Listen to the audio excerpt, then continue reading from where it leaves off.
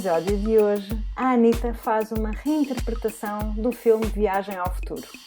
A nossa convidada vive nos Antípodas, mais especificamente na Nova Zelândia, e vive já no amanhã. Portuguesa, formada em Direito, viveu na Inglaterra rural antes de seguir caminho até à Nova Zelândia, um percurso que a fez virar do avesso, decidir não seguir carreira na área de formação e lançar-se a desbravar o novo mundo e o novo futuro, pessoal e profissionalmente. Da necessidade de reinventar o seu plano, aguçou o engenho empreendedor. Lançou um livro chamado Mãos à Obra, pôs à prova o seu potencial criativo, tem uma Etsy Shop e continua, com as mãos na massa, a criar e a inspirar-nos no seu blog.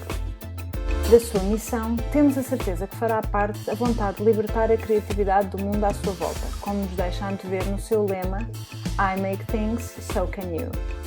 Mas ninguém melhor que a Constança para nos confirmar esta suspeita. Olá, eu sou a Billy. Olá, eu sou a Ellie. Olá, Constança, é muito bom ter-te aqui. Olá, muito obrigada por me terem convidado, grande honra. É um prazer ter-te aqui a conversar connosco.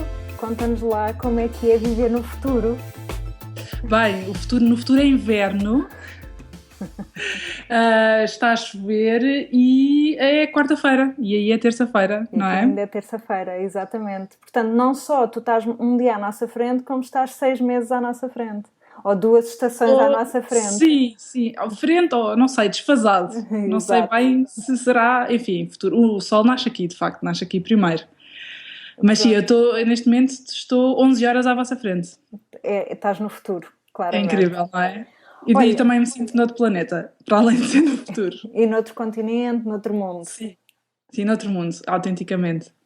Olha, como é que foste parar à Nova Zelândia? Conta-nos um bocadinho do teu percurso, como é que foste da tua área de formação no Direito parar a um mundo mais craft, como é que foste de Portugal justamente para o outro lado do mundo, para os Antípodas, conta-nos um bocadinho.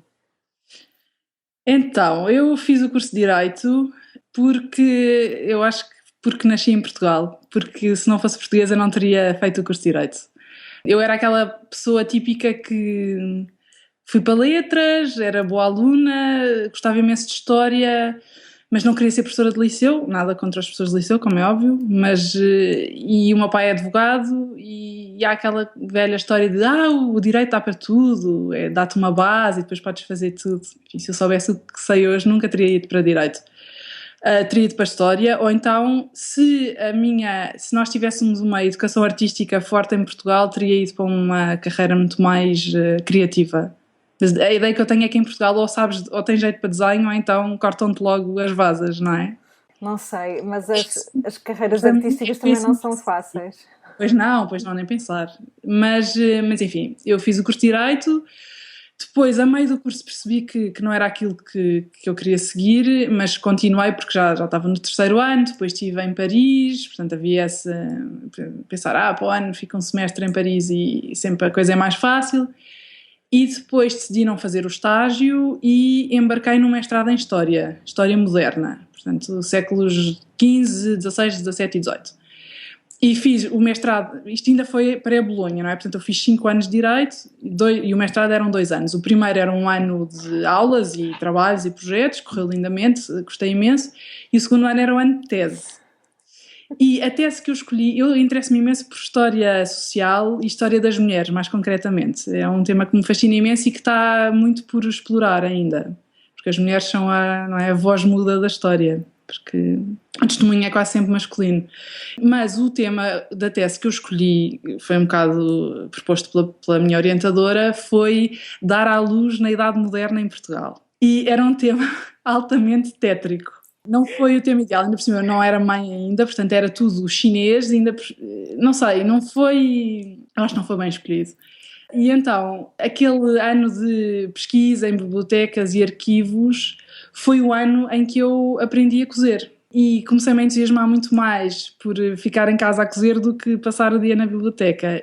E foi o ano também em que eu criei o blog, isto estamos a falar de 2006, portanto já foi há 10 anos, meu Deus. E as pessoas começaram-me a perguntar se eu não fazia coisas para vender, comecei a vender, comecei a cozer-me ainda mais e pronto, e desinteressei-me completamente o mestrado. Entretanto, o Tiago, que é o meu marido, com quem eu me casei em 2007, sim, nós começámos a pensar que gostávamos de ter uma experiência internacional. Ele tinha crescido na Bélgica, em Bruxelas, eu tinha estado também em Paris, e pensámos, vamos experimentar ir viver para outro país. E ele começou à procura de emprego e encontrou um trabalho em Inglaterra. Ele tirou o curso de Química, mas o que ele faz ele é malteiro. Ele faz malte, ele transforma a cevada em malte para o mercado cervejeiro.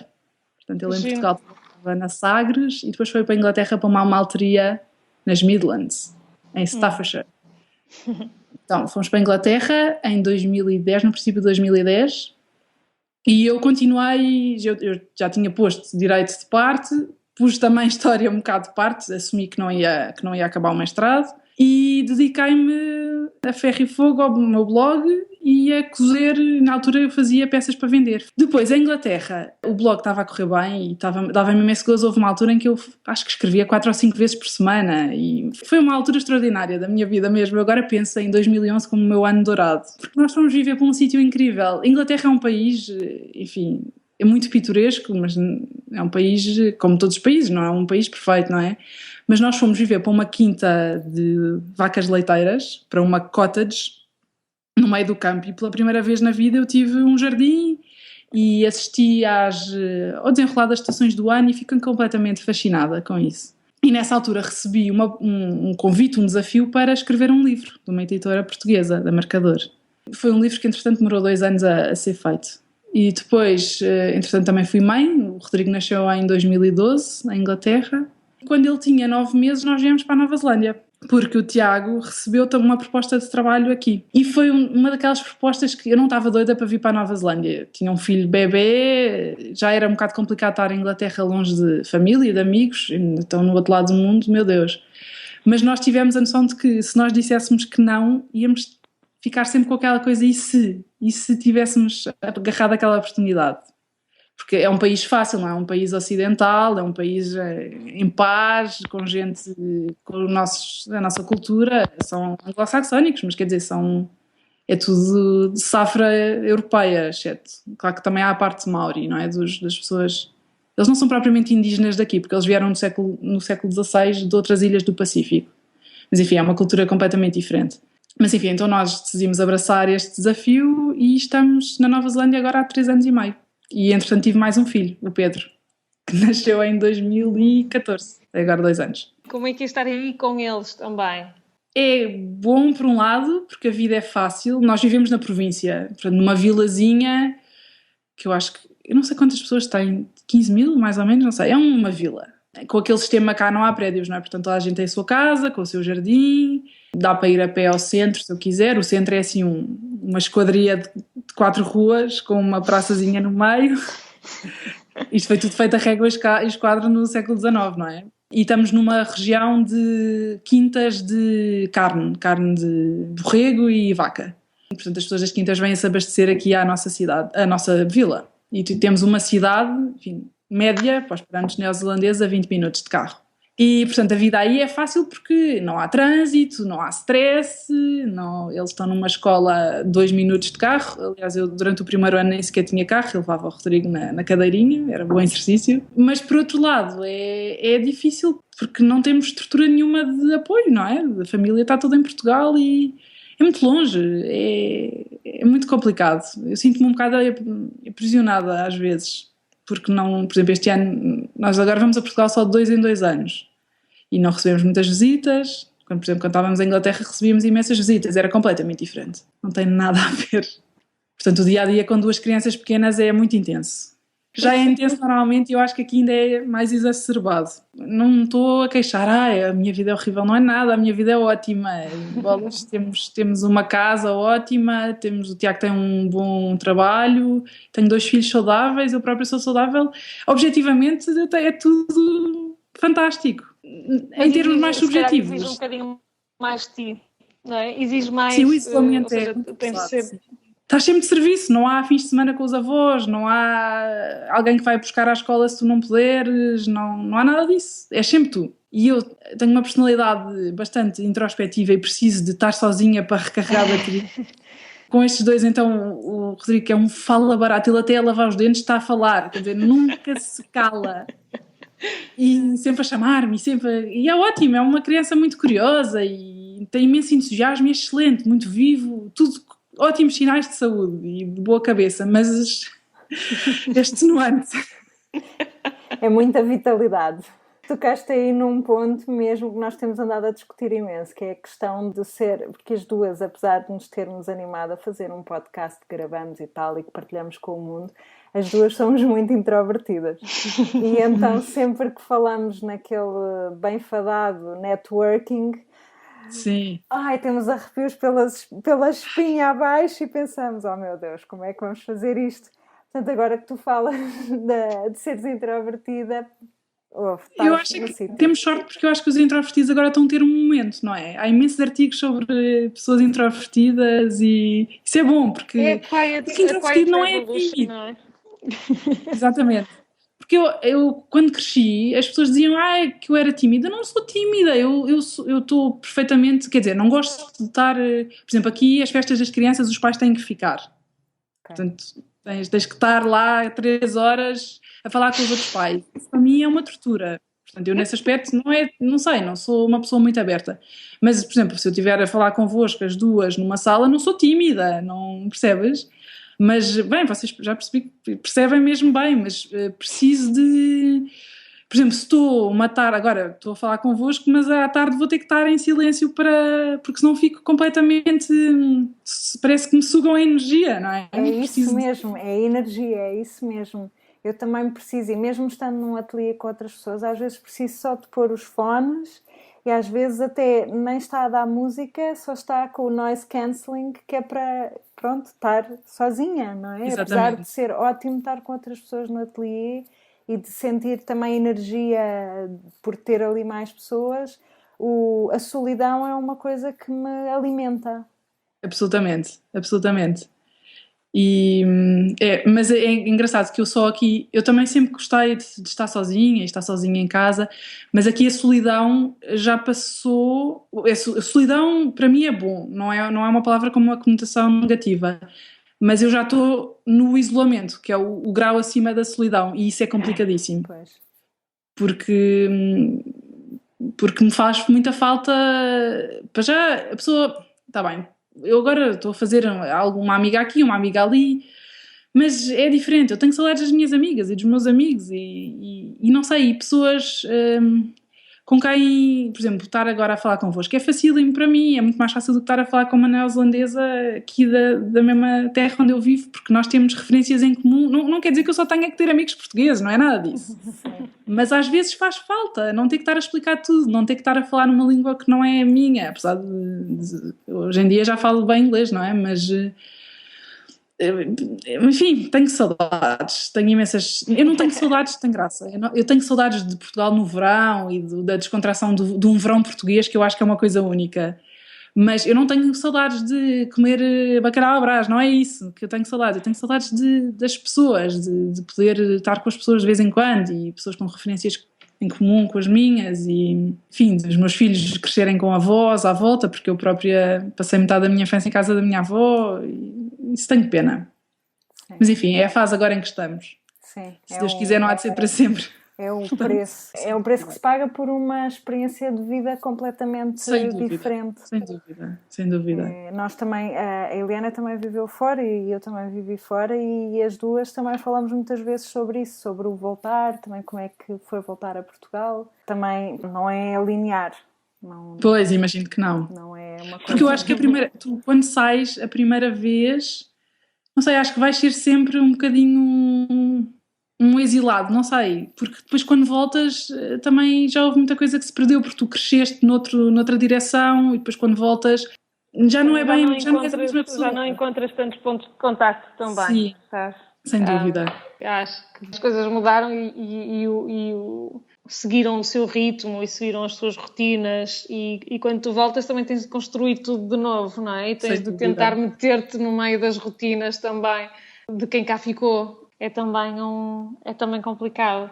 Mas vendo do teu lado, não é? Porque Eu lembro-me da experiência. Genebra foi assim um bocadinho choque, porque tinha ido para Madrid primeiro e depois Genebra foi o choque, não é? Porque é quase a antítese de Madrid em termos de estilo de vida e de vivência. E então a necessidade de estares constantemente a ser tu a criar, porque a cidade também não tinha, não é? Não te oferecia tanto, então era aquela sensação que imagino que sintas num grau assim imensamente maior, que és tu quem tem de fazer tudo, não é? Quer dizer, és tu quem tem de construir e assegurar que as coisas acontecem. Isso é completamente verdade. Aliás, eu sinto muito mais isto aqui na Nova Zelândia. Aquela infraestrutura. Sim, mas eu, por exemplo, eu tenho muitas saudades do Reino Unido. Eu vou falar Inglaterra porque eu vivi em Inglaterra mesmo, não é? Não, portanto, por isso é que digo sempre Inglaterra. Eu tenho muitas saudades porque, apesar de estar num meio completamente rural, está numa quinta de vacas, não é? Podia estar mais no meio rural. É um país muito estimulante, é um país que, olha, foi um país onde eu comecei a ver televisão, por exemplo, que era uma coisa que eu não fazia, que é um país em que está sempre a puxar por ti, que entras numa livraria e há livros sobre imensas coisas, imensos interesses que tu podes cultivar, não sei, é um país em que puxa por ti. A Nova Zelândia não, a Nova Zelândia é um país onde não se passa nada.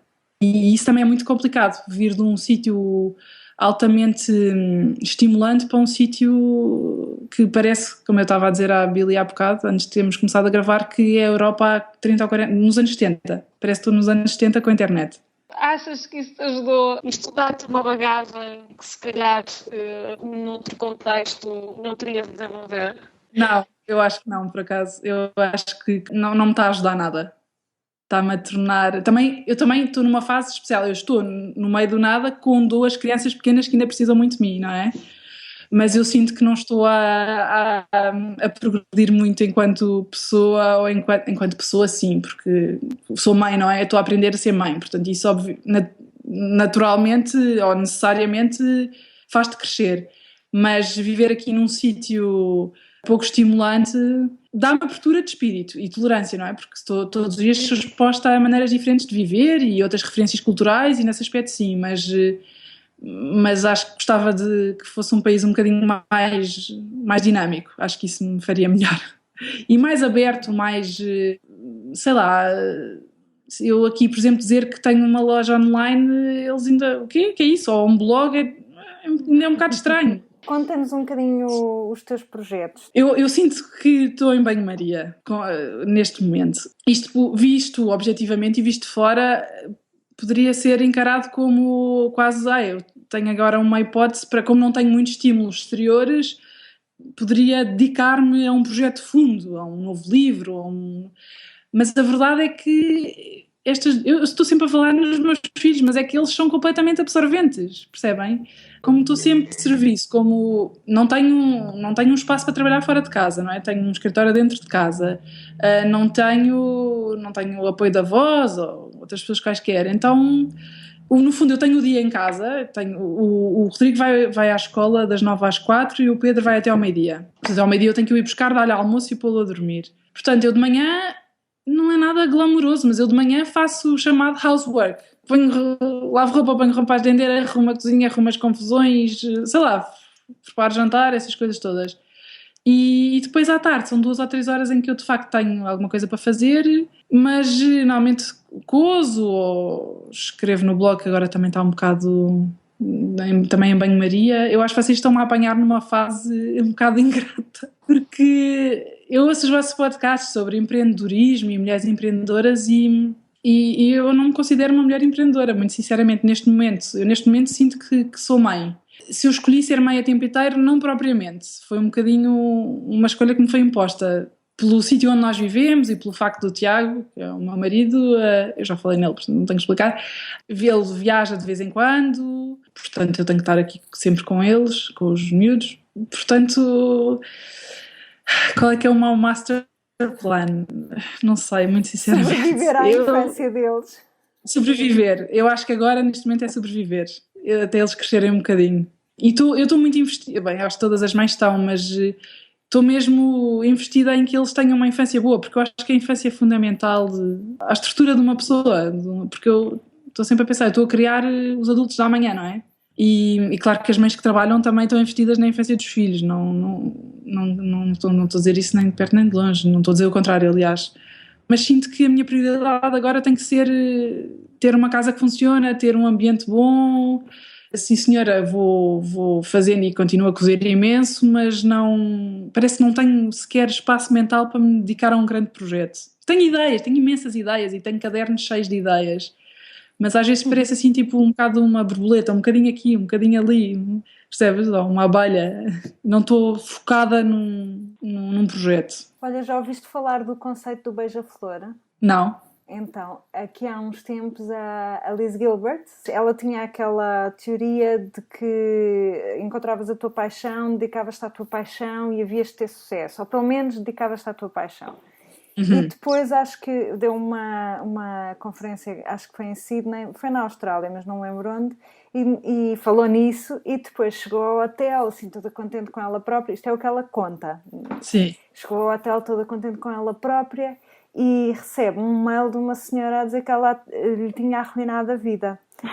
Porque, nada mais, nada menos, eu não tenho uma só paixão, eu adoro fazer coisas tão diferentes, não consigo escolher uma, portanto já percebi que o meu caminho está condenado ao insucesso. E ela ficou assim, acho que não dormiu nessa noite a pensar nisso, e depois percebeu, bom, ok, as pessoas não são todas iguais a mim. Há pessoas que têm de facto muitos interesses, há pessoas que têm muitas paixões, também é um bocadinho castrador assumir que toda a gente tem que escolher uma e perseguir essa paixão até ao final da vida. Claro. E então mudou assim o conceito dela, Jen abriu um bocadinho mais o leque e pensou, ok, se calhar não é só esse o caminho, se calhar também há as pessoas que são tipo o beija-flor, que vão a uma flor, a outra flor, e que têm um interesse e que de repente há um assunto que lhes suscita um pouco mais de curiosidade e começam assim. Mas olha, estou-me a rever imenso nisso, porque eu às vezes acho, e ao longo dos anos tenho debatido com esse dilema interior, que, por exemplo, o meu blog e a minha raison d'être, assim, para ser muito pomposa, eu acredito plenamente que uma vida em que tu fazes coisas à mão e from scratch, não é? Do princípio ao fim, é uma vida mais rica, é a minha opinião. Mas eu tenho vários também interesses e mesmo o meu blog fala sobre vários interesses, desde costura, decoração, jardinagem, arranjo de flores, viver sazonalmente, não é? De acordo com as estações do ano. E às vezes penso que se eu estivesse focada só numa coisa, por exemplo, eu faço costura, se calhar já teria andado para a frente. Acho que um empreendedor com um nicho específico, que se concentrar todas as energias aí, se calhar agiliza mais o processo de... Eu acho que isso... Tenho debatido imenso com isso. Acho que isso é tal qual as crianças que vivem em ambientes multilingues, que demoram mais tempo a falar, mas depois de repente falam tudo. Eu acho que é um pouco assim, porque eu também me revejo um pouco nessa dificuldade e não sei, também acho que já conversámos isso aqui no podcast, não sei se no podcast, mas pelo menos com a Eliana, em que eu sinto que tenho vários interesses também, portanto tenho o design, tenho a ilustração, tenho os bordados, tenho o tricô, e penso, se calhar se eu me dedicasse só a uma das coisas, também já teria, mas depois penso, ok, não, eu tenho que ter confiança que isto me vai levar a algum lado. Sem dúvida, e se calhar um dia, quando tivermos 60, 70, 80 anos, olhamos para trás e tudo faz sentido, não é? E todos os pontos fazem um caminho. Mas agora, às vezes é difícil conseguir ter essa perspectiva, não é? Eu sinto que tenho um fio condutor, mas... E fiz um livro precisamente sobre isso, sobre fazer à mão, e é um livro com projetos em várias áreas, que para mim se integram todas dentro do mesmo chapéu, que é fazer à mão. Mas agora, quando eu penso em passos seguintes, eu poderia fazer agora um livro só sobre costura, depois um livro só sobre, ou um livro só sobre costura para crianças, por exemplo, que é uma coisa que eu adoro, outro livro só sobre reciclagem de materiais, que é também outro assunto que me apaixona imenso, sobretudo têxteis. Depois poderia fazer um livro só sobre, tingir tecidos com plantas de jardim, que também é outro assunto sobre o qual me estou a interessar. E um dia, quando olho para trás, se calhar tudo faz sentido, mas agora, quando eu penso qual é que vai ser o meu próximo passo, e eu estou a ser extremamente franca convosco e com os nossos ouvintes, não é? Nunca quero fazer passar a ideia de que tenho tudo, sei tudo e tenho tudo planeado, e, não é? Não, eu sou uma pessoa como outra qualquer, que está um bocado a desbravar caminho num sítio que ainda não tem bem regras, numa altura que não tem bem regras, não é? Mesmo esta altura da internet. Nós estamos a fazer as regras, não é? Estamos a navegar por mares nunca antes navegados, sem cartas náuticas, sem mapas, sem nada. Sabes que estás a falar e vai surgindo, ou vai-se formando uma linha de pensamento. Nós temos umas quantas ouvintes também e eu revejo-me também, em que voltamos à eterna questão entre conciliar carreira e o nosso lado mais profissional com a maternidade. Eu acho que é um testemunho extremamente importante, porque acabamos por a certo momento fazer aquele compasso de espera, não é? Como se costuma dizer, e, por exemplo, eu decidi abrandar com o segundo filho, com a Clara, eu decidi, é o momento ideal para lançar-me num projeto, abrandar, quer dizer, estou mais ocupada que sei lá o quê, mas tentar um caminho diferente, obviamente com uma rede de apoio que me permite dar uma série de passos e tentar e voltar atrás, mas eu acho que é importante também pensar nisto e passar o testemunho de há aqui alguma coisa que mexe connosco, não é? E que se calhar os nossos companheiros não passam por isso e nem sequer entendem totalmente, e acho que se calhar a maior parte das pessoas com quem contactamos a nível profissional também acaba por não perceber completamente, porque se criaram uma série de estereótipos e de estigmas e de preconceitos sobre o que é que uma carreira deve ser, não é? Exatamente. Chegas a um ponto em que te questionas quais são as prioridades e as prioridades que não têm de ser as prioridades da vida toda, mas se calhar naquele momento é decidir, olha, não, o meu investimento, eu não estou com cabeça para agora começar uma coisa diferente ou sequer, se calhar, continuar o ritmo que tinha e vou-me dedicar a esta paixão que neste momento são estas criaturas que eu vou poder formar e marcar para o resto da vida. Sem dúvida, eu acho fundamental nós termos esta conversa, porque eu acho que não sei, acho que na nossa geração isto ainda não é muito discutido. Como é que conciliamos ser mães e profissionais e o que é que nós de facto queremos fazer? Eu também conversava há bocado com a Billy sobre o que é que eles acham aqui de eu agora estar em casa. O que é que os neozelandeses acham? Acham que eu devo estar em casa? Para eles é perfeitamente, eu faço o que eu quiser. Não me sinto nada julgada quando digo o que é que está a fazer? Tipo, profissão no banco, profissão. E eu, às vezes, ponho self-employed, não é? Trabalho por conta própria, mas agora tenho posto a verdade, que é meio tempo inteiro. E eu, em Portugal, tenho muita dificuldade em assumir isto, porque acho que há um estigma enorme ainda de és pouco inteligente, ou não és nada ambiciosa, ou estás a marcar passo. E bolas, com todo o respeito, por exemplo, a minha avó nunca trabalhou, a minha sogra também não trabalha, e não são pessoas menos válidas por causa disso. E parece que nós, hoje em dia, só damos valor a uma coisa que tem um cifrão à frente, ou um sinal de euro agora, não é? E também parece que também não assumimos que a vida tem ciclos e tem estações, e há alturas em que a pessoa pode estar a trabalhar menos em termos de carreira, mas mais noutras coisas, ou em projetos mesmo pessoais, ou... Eu tenho debatido imenso com este assunto e estou mesmo, por exemplo, eu gosto imenso do vosso podcast porque acho que é uma voz fresca que está a debater estes assuntos na nossa geração. Não sei, eu acho que nós agora vivemos na melhor altura para as mulheres do mundo, que é a altura em que as mulheres têm escolha, não é? Mas ainda não é uma altura ideal. Eu acho que as mulheres e os homens ainda não estão em pé de igualdade, e muito menos as mães e os pais, mesmo. Porque às mães, pelo menos num país, enfim, como Portugal, a mãe ainda é a pessoa que tradicionalmente tem o papel da cuidadora, da pessoa que, se o filho está doente, normalmente é a mãe que fica em casa. E eu tenho um marido impecável, atenção, que eu nunca digo, o meu marido ajuda-me. Não, o meu marido participa, ajudá-lo é pô-lo logo numa situação que a responsabilidade é minha. Eu não posso com essa coisa, o meu marido ajuda imenso. Não tenho que ajudar, tenho que participar, não é? Porque eu também o ajudo quando ele tem que ir de viagem para o estrangeiro e eu é que fico com os filhos, não é? Pronto. Mas isto para dizer que acho que ainda há um grande caminho para se fazer em termos de igualdade de pais e mães e acho que o governo também tem que ter responsabilidade nisso e de permitir também licenças para os pais de paternidade e não só aqueles 15 dias. Como é que é em Portugal? São 15 dias, não é? Que tu podes ficar em casa?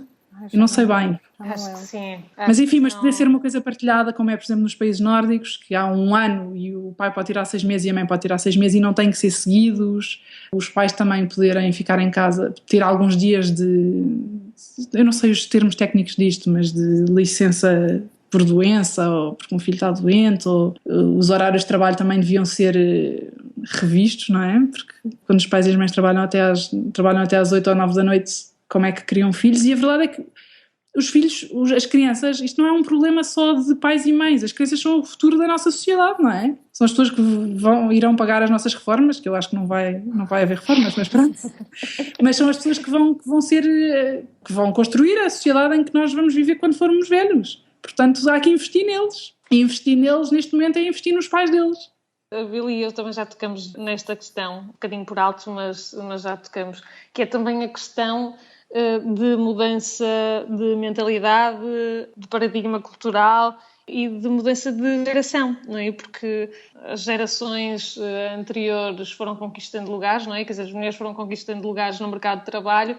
Ainda há uma corrente muito forte de tentar que as mulheres consigam carreiras igualitárias e as mesmas oportunidades e, ao mesmo tempo, eu acho que há aqui um conflito de necessidades também de realização pessoal, não é? Porque entra tudo aqui em jogo, por um lado tu tens de te esforçar e estás sempre num sprint, não é? Para conseguir provar que consegues fazer e és fantástica e podes ter a tua carreira, mas ao mesmo tempo, não é? Tens toda a parte familiar que tens de gerir e por mais que nós tenhamos a sorte de ter companheiros que participam e que já têm uma mentalidade diferente, depois também ainda uma luta muito grande com o resto da sociedade, não é? E com toda a cultura na qual nos inserimos.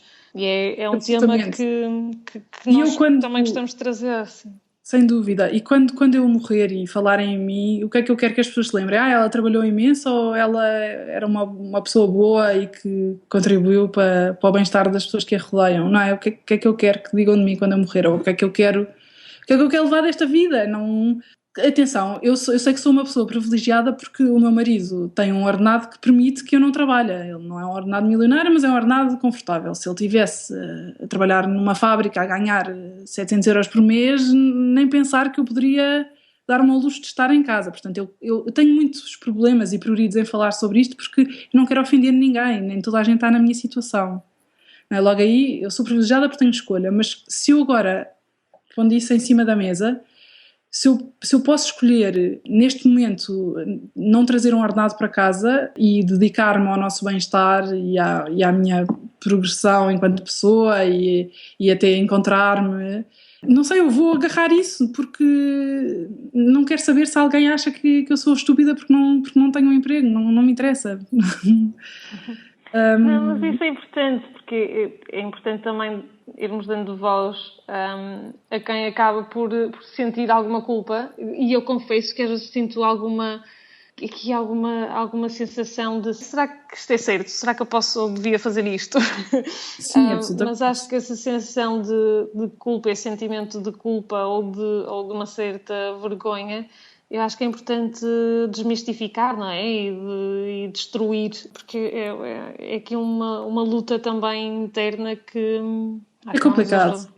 Para mim é complicado, por exemplo, não estar a contribuir financeiramente para o nosso orçamento familiar, não ganhar dinheiro. Neste momento eu quase que não ganho, quer dizer, tenho os royalties do livro são ridículos, um autor ganha 8% sobre o preço de capa, portanto por cada livro vendido eu ganho 1,5€.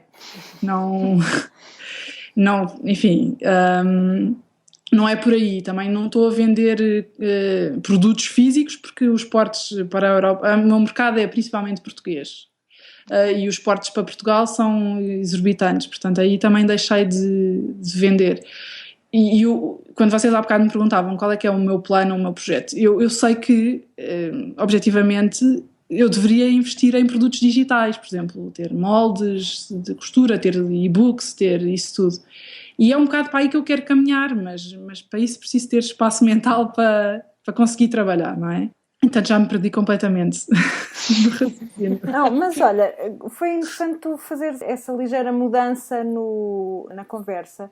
Não que a questão da maternidade e do trabalho não seja uma questão importante, que é, mas eu gostava de fazer agora, se calhar, umas perguntas mais da parte de trabalho e daquilo que nós vemos também nas redes sociais, que acabam por ser um instrumento de trabalho para mim e para ti, imagino. Sem dúvida. Também. E então queria-te perguntar, de facto, qual é a importância que as redes sociais têm para o teu modelo de negócio, mas que também é um pouco a tua vida pessoal, não é? Porque imagino que se misturem um pouco as duas coisas. Sim, mistura, sim. Eu tento sempre no meu blog e no Instagram, que são as duas redes sociais que eu uso mais, ser pessoal, mas nunca entrar no âmbito do privado, não é? Para mim há uma grande diferença entre pessoal e privado. Mas sim, as redes sociais são fundamentais. Se não houvesse internet e se eu não fosse ativa na internet, não teria público. Porque eu recebi uma proposta, um desafio para fazer um livro porque tinha um blog relativamente popular e tenho também construído uma comunidade, digamos assim, no Instagram. Não sei, eu nunca sinto, eu estou aqui para inspirar os outros. Não é isso, nós estamos aqui, eu estou aqui numa conversa e numa partilha e para mim é muito importante também que as pessoas participem, que deixem comentários e que me contem também as experiências delas e, portanto, as redes sociais têm isso também de fantástico, não é? De interação imediata entre mim, que mostra aquilo que tenho feito e que tenho descoberto, e as pessoas que também contribuem para mim e para a comunidade em geral. E como é que as pessoas chegam até ti? Como é que descobrem? Sim. Através do blog. Houve imensa gente que me descobriu em 2009 a revista do IKEA, o IKEA Family Life, eu não sei se ainda existe, fizeram uma reportagem sobre a minha casa e houve imensa gente que chegou ao meu blog, imensa gente também de outros países europeus, a partir daí que ainda me seguem. Às vezes artigos aqui ou ali em revistas ou menções noutros blogs, mas agora já acho que, sei lá, pessoas que falam em mim aos amigos, não sei, acho que tem sido uma coisa bastante natural. Eu já estou nisto há 10 anos, não é? Portanto, tem sido muito... Não, é mesmo isso, é que tu começaste mesmo quando isto era tudo uma novidade para toda absolutamente. A gente. Quer dizer, o Facebook tem 10 anos, pouco mais, quer dizer, em Portugal tem também mais ou menos 9, 10 anos, imagino. Eu acho que tive muita sorte em começar tão cedo, porque havia poucos blogs sobre costura e coisas feitas à mão na altura, portanto houve muita gente que... Não sei se eu começasse agora um blog, se teria tantos seguidores como tive na altura, percebem? Não sei, por outro lado também... Mas por outro lado tens mantido, não é? Tens mantido e tem crescido a tua base, por isso quais são os conselhos que tu darias para alguém que pretende manter e criar uma comunidade como a tua? Eu acho que a pessoa deve escolher um ou dois canais em que se deve concentrar, não é? Os blogs, há quem diga que os blogs estão mortos, já ninguém quer ler blogs, não sei, eu próprio leio menos blogs, mas o que eu quero dos blogs hoje em dia é menos inspiração imediata, porque para isso há o Pinterest, e mais sumo, não é? Eu gosto de ler se calhar quando eu comecei, os blogs que fossem muito consistentes e muito atualizados com muita frequência eram os blogs que tinham mais sucesso. Hoje em dia, isso talvez continue a ser verdade, mas eu acho que é mais importante trazer também um bocado da pessoa que está a escrever à conversa, não é? Não é só mostrar, eu fiz este projeto, é porquê, em que é que vocês também podem, como é que também podem fazer, sei lá, trazer vivências, tudo isso. Porque antes de haver Instagram, os blogs eram muito mais, por exemplo, podias pôr uma fotografia, uma frase e estava feito o post do dia. E hoje em dia o Instagram substituiu isso. Portanto, eu nunca tenho conselhos, eu sou muito avessa a dar conselhos, mas acho que as pessoas já devem ter calma, porque estas coisas são todas, como dizem os americanos, orgânicas, não é? As coisas fazem-se, vão-se fazendo, não é de um dia para o outro. E depois acho que a pessoa deve ser verdadeira e deve ser consistente. Mas lá está, eu também não, neste momento, mais uma vez, isto é um momento um bocado complicado para mim, porque eu deixei o blog um ano sem ser atualizado. Eu fiz uma pausa e agora estou devagarinho a voltar, mas a voltar eu acho que de uma maneira um bocadinho diferente, uma maneira talvez um bocadinho mais intimista e mais aberta em termos de, não só de mostrar projetos, mas também de falar um bocado sobre mim. Porque também é isso que eu hoje em dia quero ler nos blogs das outras pessoas. Uma coisa mais, menos superficial e com mais carnuda. Com mais reflexão. Sim, também. É engraçado, porque eu sinto a mesma coisa exatamente nos blogs, porque o que eu senti é que no início era um bocado um jornal, um diário, as pessoas estavam todas um bocado a tentar perceber o que é que aquilo era. Depois transformou-se numa ferramenta para vender. E apesar de... Eu entendo, porque se as pessoas vivem daquilo têm que vender os seus produtos, mas por outro lado retirou aquela reflexão, aquela sensação de que estávamos a conversar quase com um amigo. Sem dúvida. E agora não sei se é uma tendência, mas eu sinto essa necessidade de, em vez de estar a tentar, porque eu também tenho produtos para vender e também gostaria de os conseguir vender, mas cansou-me bastante escrever esses posts e ler esses posts nas outras pessoas. Sobretudo os blogs ficaram inundados de posts de marcas, não é? Sponsored posts, e houve uma altura em que havia imenso disso e eu, por exemplo, já não consigo ver isso nos blogs. Pois é, cansativo. Quanto às redes sociais, eu tenho que dizer que eu acho que as pessoas que te seguem, e eu falo por mim, mas acho que não sou só eu, seguem porque realmente, para além de quererem saber de ti, ou seja, para além de quererem continuar a seguir a tua vida e os teus projetos, têm genuinamente uma empatia para contigo, porque tu transmites essa simpatia, essa empatia, mesmo com todos os... Se calhar com a não timidez, o facto de seres introvertida, consegues fazer transparecer que existem todas essas questões, que és uma pessoa assim e não aquele modelo que uma pessoa poderia idealizar, não é? Ou seja, tens a fotografia com o pão, mas também lá estão as migalhas. Também dá a toalha enrolada de vez em quando. E devo dizer que ao longo dos anos os teus comentários têm sido sempre incrivelmente simpáticos e de apoio e... Obrigada. Tens mesmo sido uma presença constante e é muito giro porque agora estamos a conhecer, não é? Finalmente. Mas parece que já te conheço há uns anos, é engraçado. Sem dúvida. E eu também, porque tu tens sido... E há uma série de pessoas assim... São pessoas com quem eu criei laços e se calhar nunca as vi, mas de quem eu gosto. Não é por dizerem, isso é tão giro, não é isso. Não, é porque, são pessoas que se interessam. Porque contribuem, exatamente, e porque não é, eu não faço posts e atualizações de Instagram para as pessoas dizerem, és o máximo, nada disso.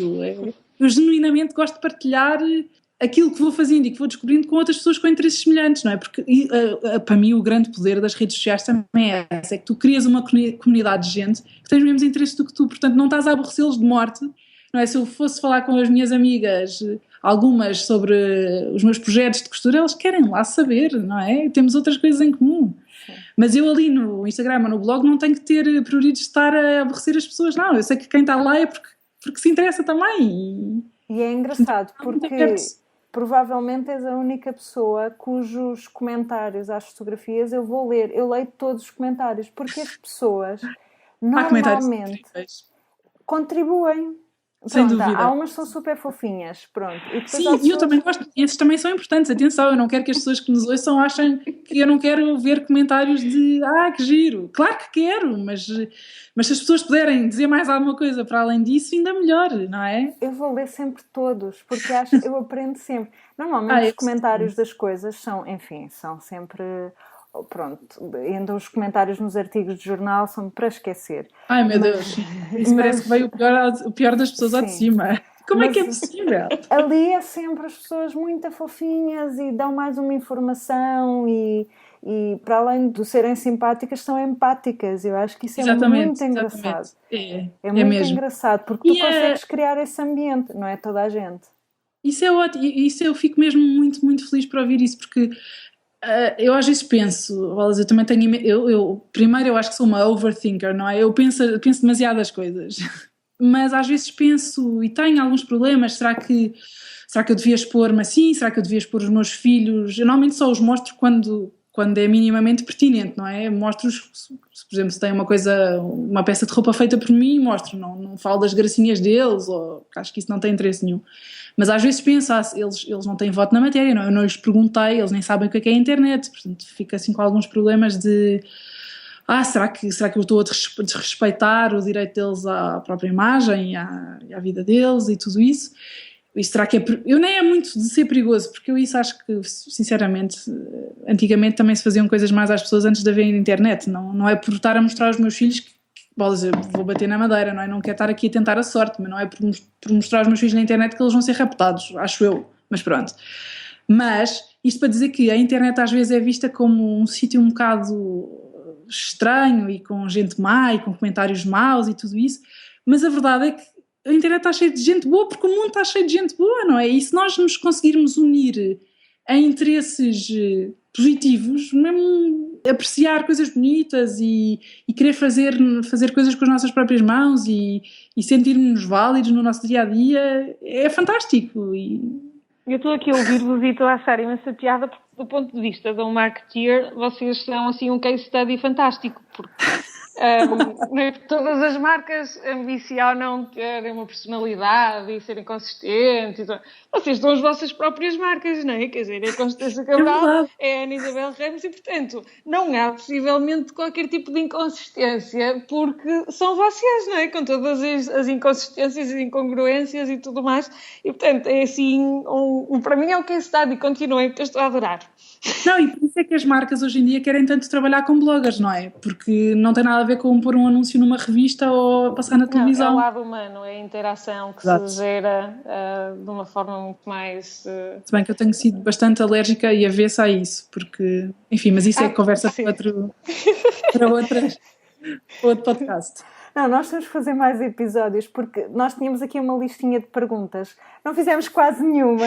Não, eu sinto que falei sobre tudo e não disse nada. Portanto, eu acho que estou a vir para terem um bocado de paciência. Acho que tivemos uma discussão super interessante. Não tem nada a ver com as perguntas que nós fizemos, mas foi muito mais interessante, eu acho. Desculpa. Mas isto só significa que vamos ter que te chamar outra vez. Olha, muito gosto. Azar teu. Terei muito gosto nisso. Não, eu sinto imensa falta de conversar. Lá está, não só geograficamente estou isolada, mas sinto também que comecei o meu blog numa altura em que havia pouca gente a fazer isto, portanto tinha pouca gente em poucos pontos de contacto. E depois saí de Portugal, portanto tem-me feito imensa falta poder falar sobre tudo isso com pessoas que estão a viver situações semelhantes. Falar desde o que é que respondes quando recebes um e-mail de uma marca que te quer enviar alguma coisa para tu fazeres promoção no blog, ou como é que fazes para trabalhar, se trabalhas em casa, para gerir o teu tempo, como é que te organizas, como é que... Lá está, outra vez, não quero estar aqui sempre a parecer-me manteigueira, mas eu gosto mesmo do vosso podcast porque, não sei, Obrigada. Sinto que tenho imenso em comum convosco e é bom ouvir-vos, gosto muito, portanto, parabéns e continuem. Obrigada. Estamos aqui agora a precisar de um babete. Babadíssimas. Olha, duas introverts tímidas que acharem que estão longe de ser perfeitas e obviamente ficamos babadas com este tipo de comentários. Obrigada.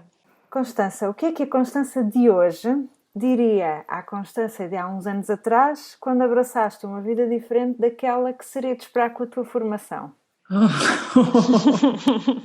Oh meu Deus, eu devia-me ter preparado, devias-me ter dito isto de véspera. Eu escrever uma composição.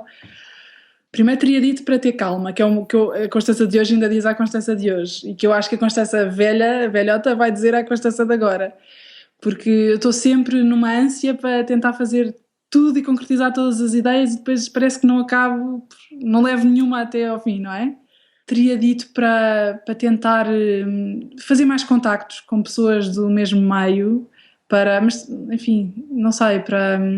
Ainda não há aquelas conferências de bloggers, não é? Isso era ótimo se houvesse em Portugal, para pessoas trocarem opiniões e isso.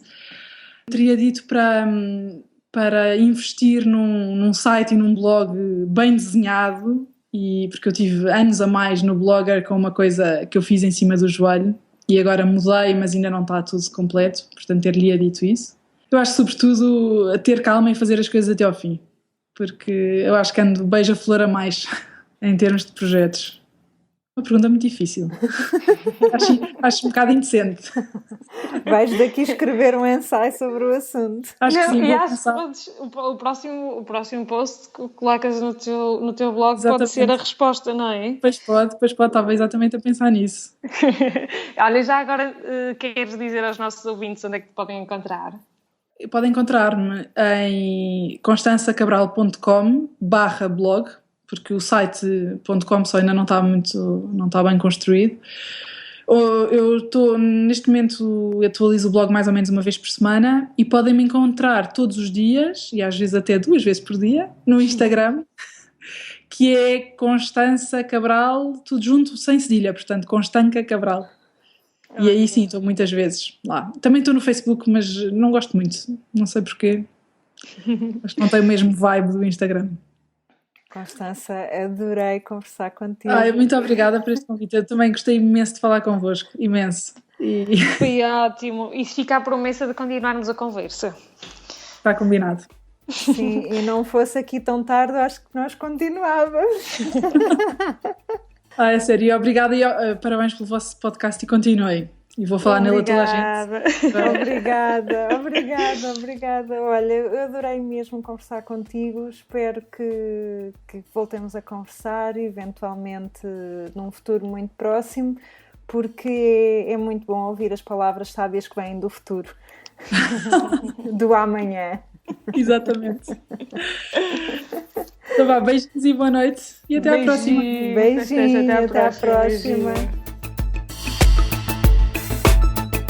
A Anitta regressa ao trabalho a cada 2 semanas com um ponto de situação nos seus projetos. No entanto, como boas aspirantes à omnipresença, continuamos ligadas no anitanotrabalho.com, onde poderão conversar connosco através da secção Querida Anitta, ou no Facebook, em facebook.com/Anitta no Trabalho. Até à próxima! Até à próxima!